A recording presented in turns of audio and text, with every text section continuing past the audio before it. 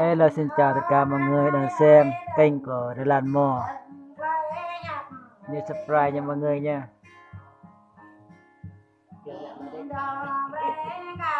Kênh của Ba Mò.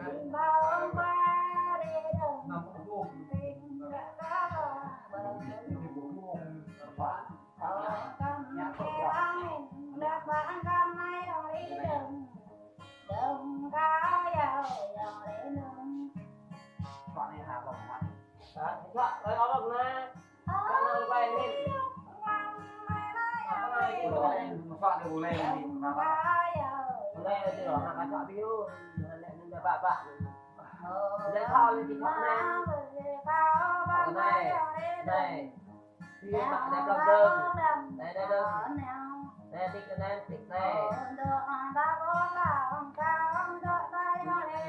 đây nhạo lên kiểu có hàng soạn video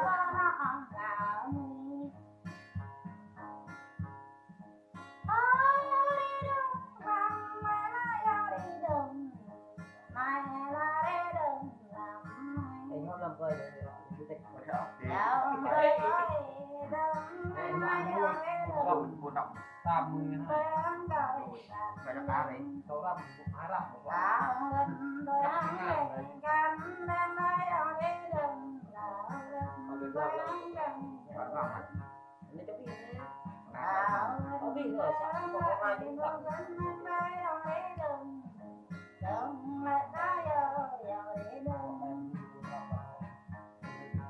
còn nên đâu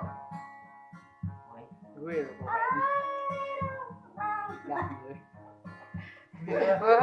cô không đó ngàn thì là ghê ghê ghê ghê ghê